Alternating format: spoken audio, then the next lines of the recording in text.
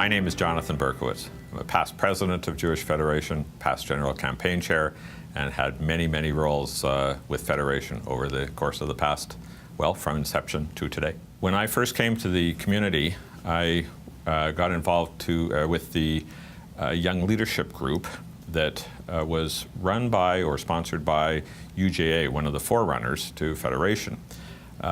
I became the chair of that group in the year before Federation actually was formed. And so I guess, inherited the role of the young leadership representative on the Federation board. So I became a member of the board and the executive from day one of Federation.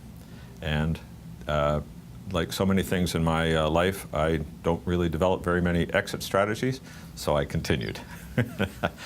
I worked my way through, I can tell you a little bit about the genesis of it. I worked my way through really a lot of different roles and positions in Federation after Young Leadership. Along with my wife, we were editors of the Federation magazine, succeeding Rosalind Carby and working with her. I was involved with the budget and allocations process, first of all chairing a subcommittee, and then eventually being the vice president of all of budget and allocations, that whole process. I think I was vice president of administration. So I filled whatever roles needed to be filled.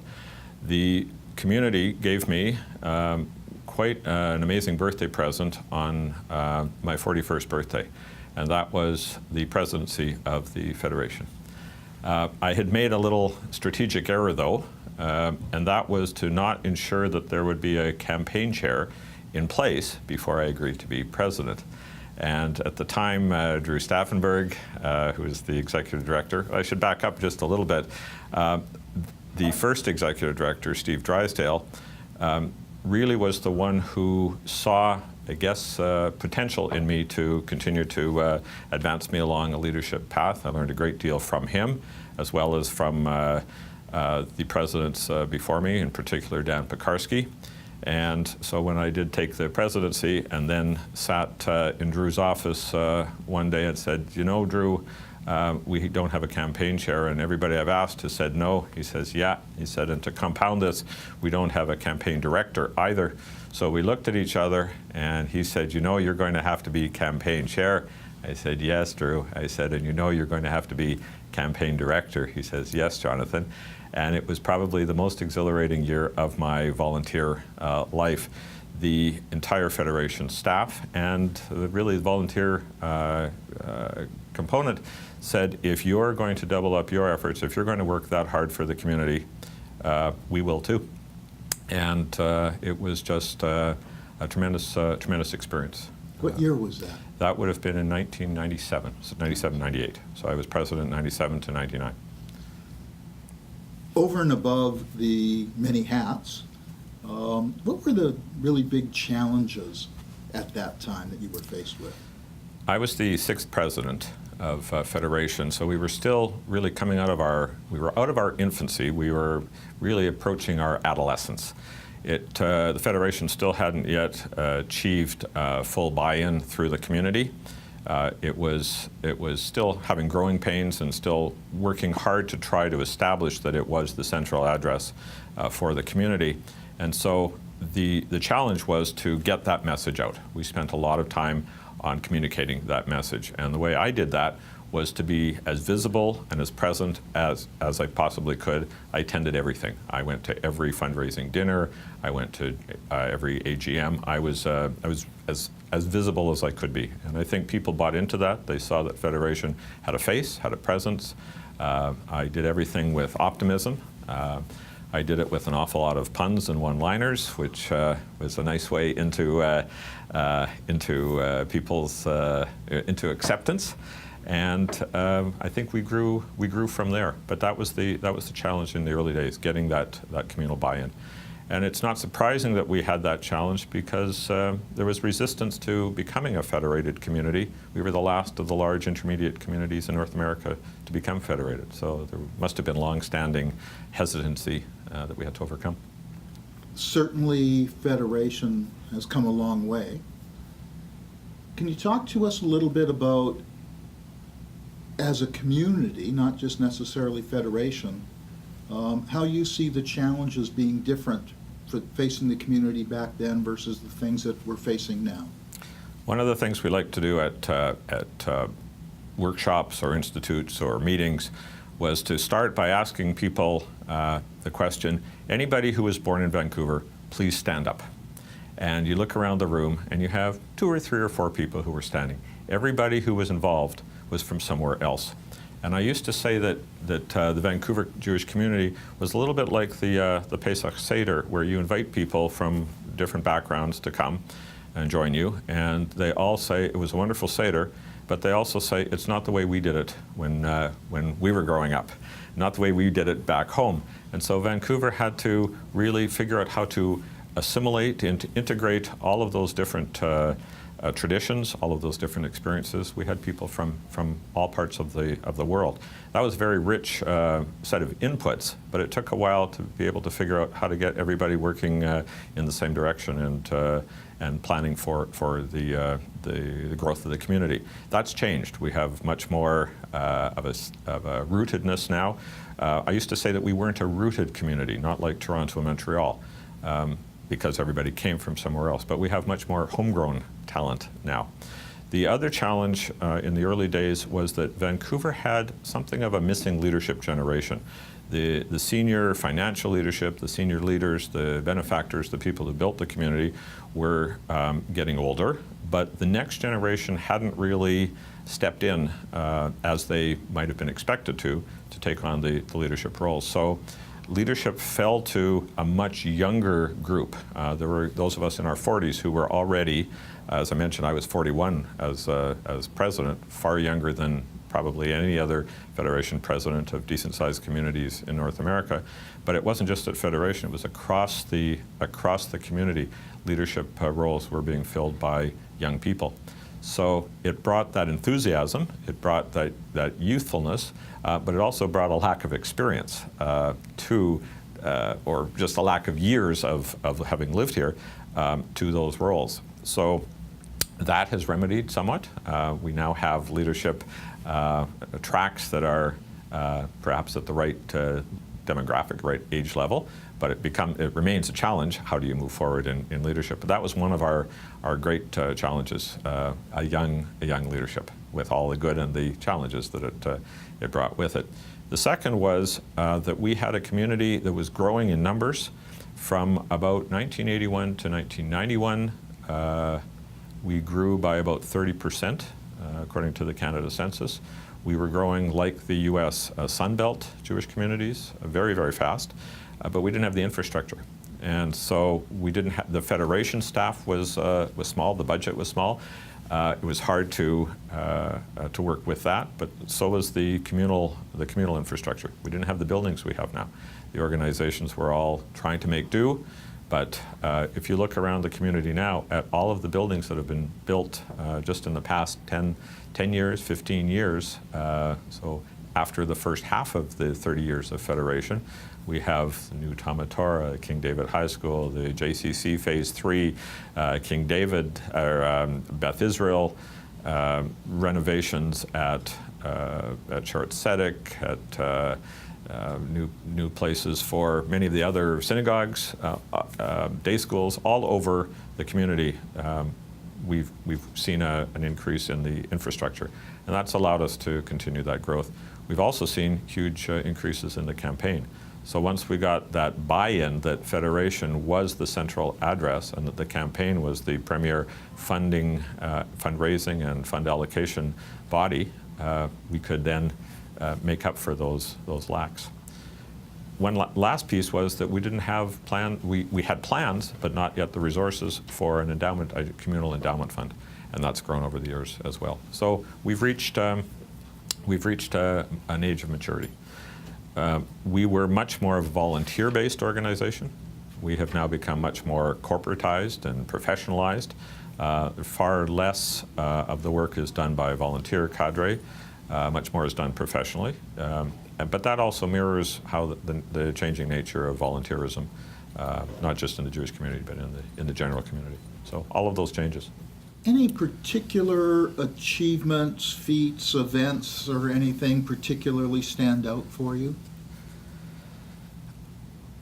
I like the fact that I represented a new kind of new generation of leadership. When I went to senior leaders in the community, particularly as in with my campaign chair hat on, but also as president, I would say to them, I'm a little nervous about coming to talk to you as I'm a youngster. You're the senior leadership of our community. And they said to me, you're doing exactly what we want our children to be doing. You have our complete support. Let's move forward. Recognize, one or two of them went as far as to say also that the position at leading the Federation was the most important Jewish position in Canada west of Toronto, and that that needed to be recognized both by the community and by the people who held that role. So I'm proud of the fact that I think I lived up to their expectations and their challenges to me, and that I set the Federation on a good path, but also set an example for my peers who 10 years and 15 years later took their turn at leadership of Federation. But I brought a sense of humor to the organization. I think people came to my board meetings, and you have to remember that governance then was not what it was now. We had something like 42 members of the board of directors. I think people came to my meetings just to hear what one-liners I was going to come up with.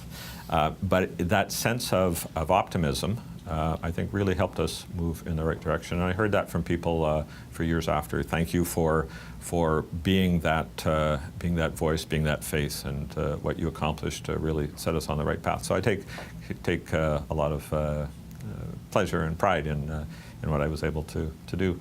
And unlike most who lead in whatever way they lead, wherever they lead, not just in the Jewish community, I never stepped away.